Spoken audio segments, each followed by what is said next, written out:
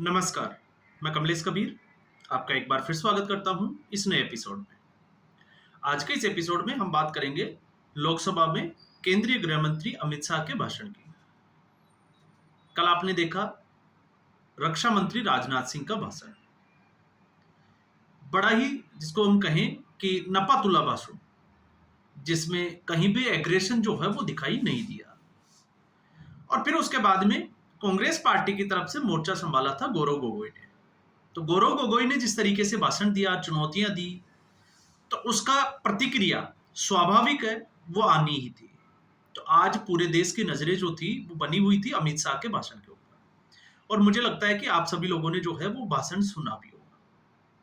तो जिस तरीके से अमित शाह जाने जाते हैं, तथ्यों के साथ भाषण देना और साथ में उसी एग्रेशन के साथ भाषण देना। अब इसमें अमित शाह ने एक चीज जो बड़ी इंटरेस्टिंग इसमें आज जो थी वो ये थी कि अगर आप देखोगे राहुल गांधी को, तो राहुल गांधी आज सदन से नदारद थे। तो ये ठीक उसी तरीके से है जिस तरीके से कोई व्यक्ति जो है वो मधुमक्खी के छत्ते में पत्थर फेंके और फिर वहां से जो है वो खुद फरार हो जाए और अपने साथियों को फंसा जाए। और आज ऐसी स्थिति जो है वो कांग्रेस की दिखाई दे रही है जिस तरीके से। और वैसे भी इतिहास जो है वो गवाह है कि कांग्रेस पार्टी कुछ मुद्दों पर, और ऐसे मुद्दे जब हम जिस मुद्दे की राष्ट्रहित के लिए, या हम कहें कि राष्ट्रहित के मुद्दों पर जब भी बात करते हैं, तो फिर कांग्रेस पार्टी को इस तरीके की रणनीति से बचना चाहिए। अब इसके पीछे के तर्क, क्योंकि जब जब पाकिस्तान और भारत के बीच में टकराव की स्थिति पैदा होगी, तब तब कांग्रेस पार्टी के ऊपर, जिसको हम कहें कि सवाल भी खड़े होंगे, और सीधे तौर से अंगुली भी जो है वो कांग्रेस पार्टी की तरफ ही जाएगी। और इस भाषण में भी अगर आपने देखा होगा, तो ठीक जब हम पीओके की बात करते हैं, क्योंकि जो भी चीजें हुई अगर आप देखोगे, तो उसमें मेन जब पाकिस्तान जब इसके जो है वो सेंटर में आता है, तो फिर आता है कांग्रेस पार्टी की 1947 की रणनीति, कि आखिर कांग्रेस पार्टी ने अलग एक देश की, या हम कहें कि पाकिस्तान या भारत के पार्टीशन की जब बात चली, तो उसमें सहमति क्यों दी। और वही जो है वो आज के भारत की समस्या बनी हुई है। तो उससे कांग्रेस पार्टी जो है वो कभी भी भाग नहीं सकती। अब आज के भाषण पे अगर आप देखोगे, तो सबसे पहले एक बड़ा सवाल जो देश के सामने था कि आखिर बेसरन घाटी में पहलगाम में जो हमला हुआ उसके आतंकवादियों का क्या हुआ।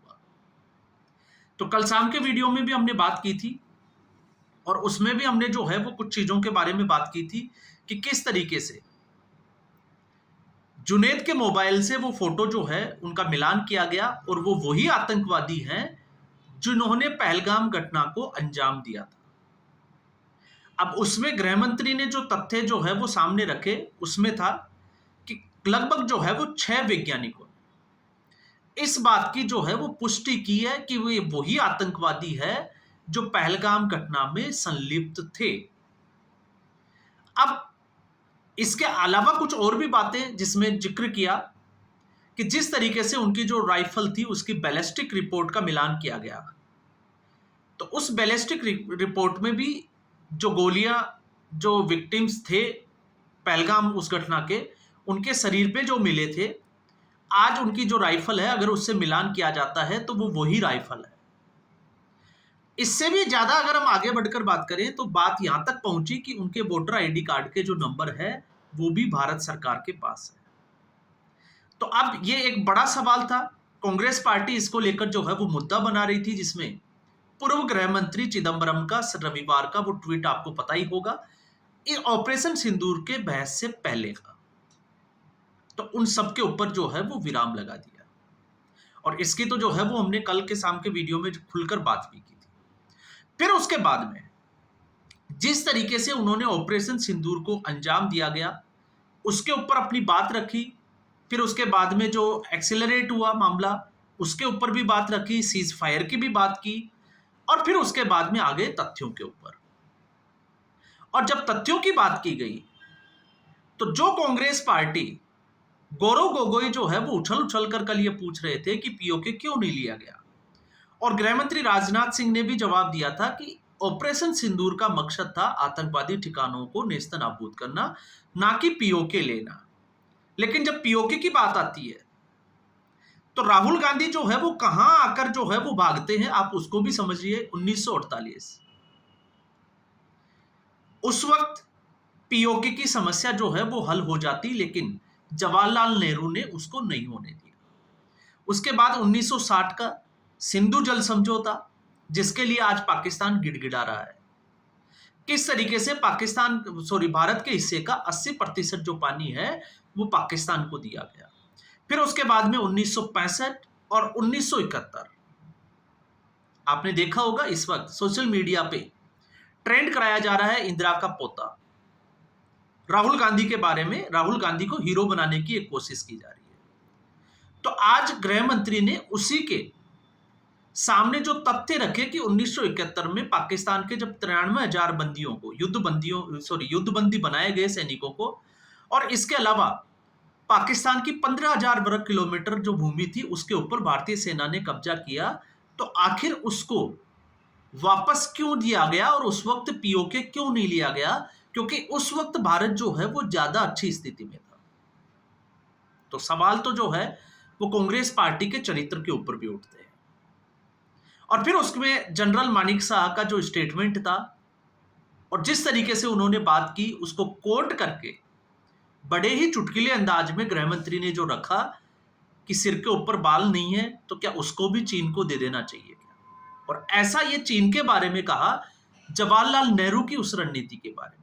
जब संसद में जवाहरलाल नेहरू ने यह कहा कि जो अक्साई चीन का जो हिस्सा है, जो बंजर भूमि है जहां पर एक घास का तिनका भी नहीं उगता, हम उसके लिए जो है वो इतना क्यों करें?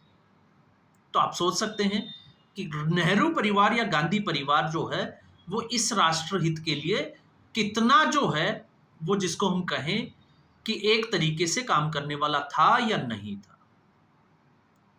और फिर उसके बाद में जब धुलाई शुरू होती है तो उसके बाद में और भी कई चीजें जो है वो निकल कर आती है। तो 1962 का और 1971 का स्पेशली जो है वो गृह मंत्री ने इस पूरे भाषण में जिक्र किया। फिर उसके बाद में जब बात आ जाती है कि कांग्रेस पार्टी के कारनामे और क्या क्या थे, तो आजकल आपको पता होगा कुछ जैसे नीरव मोदी की बात की जाती है, विजय माल्या की बात की जाती है, लेकिन हम उसको एक तरफ कर देते हैं क्योंकि अभी हम चर्चा कर रहे हैं ऑपरेशन सिंदूर की। तो ऑपरेशन सिंदूर की जब बात चलती है तो फिर बात यह चल रही थी कि आतंकवादी भाग कैसे गए, क्योंकि कांग्रेस पार्टी को उम्मीद थी कि इन आतंकवादियों की अभी जो है वो कोई लाश मिली नहीं है, सरकार ने इसकी पुष्टि की नहीं है, तो एक माहौल बनाया जाए कि ये पाकिस्तान तो नहीं भाग गए। लेकिन अमित शाह ने जो बातें रखी, क्यों? क्योंकि ऑपरेशन सिंदूर में जो अभी ऑपरेशन महादेव हुआ, ऑपरेशन सिंदूर के बाद उसमें पहलगाम के आतंकवादी तो मारे गए, लेकिन 1986 में दाऊद इब्राहिम कैसे भागा? और उस वक्त प्रधानमंत्री कौन थे? राजीव गांधी।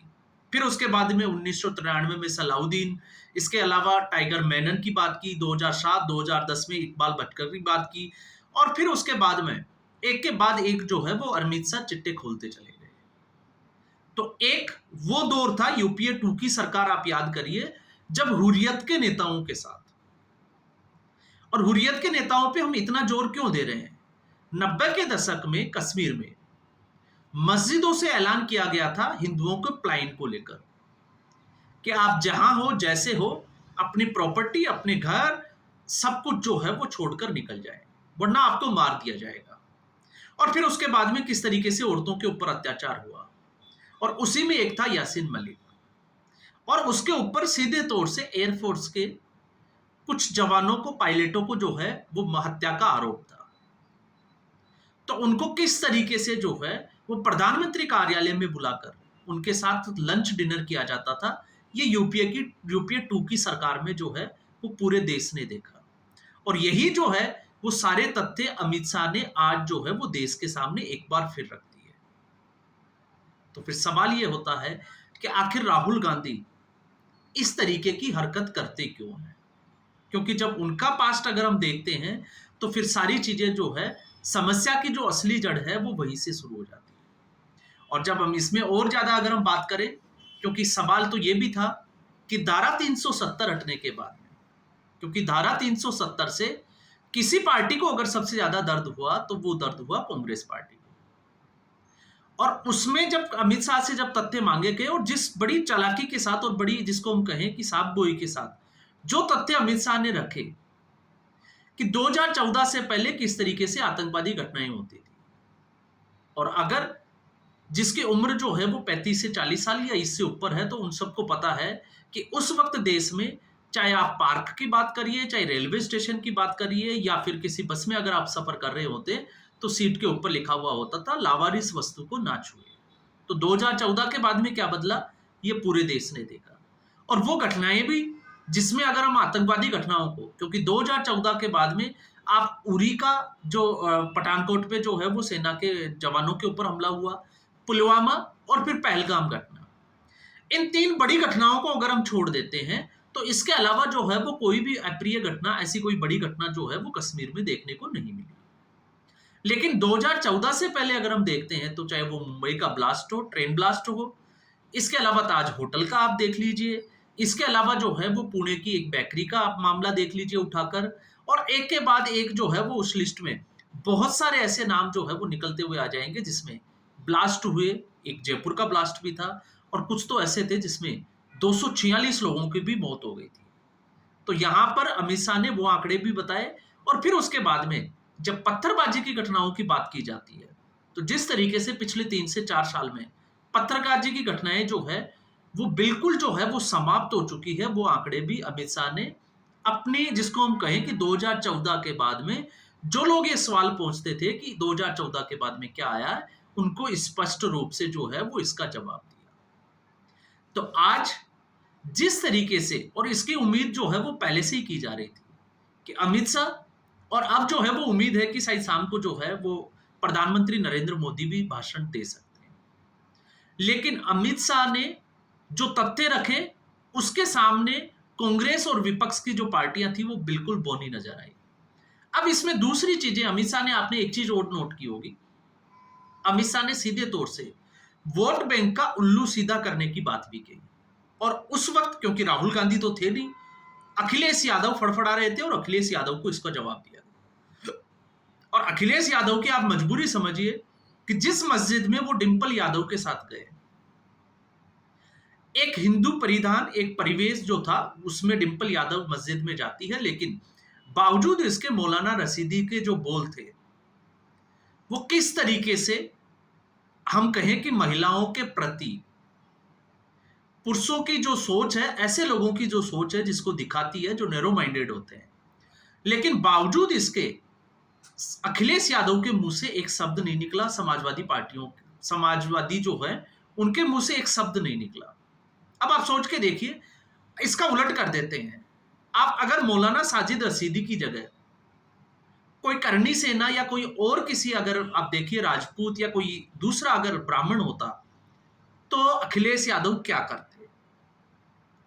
तो यहां पर भी दर्द जो है वो इसलिए है क्योंकि पाकिस्तान को क्लीन चिट देनी है, और पाकिस्तान को नहीं, ये क्लीन चिट जो है वो उस समुदाय विशेष को देनी है जिसकी हम बात करते हैं आतंकवादी होने की।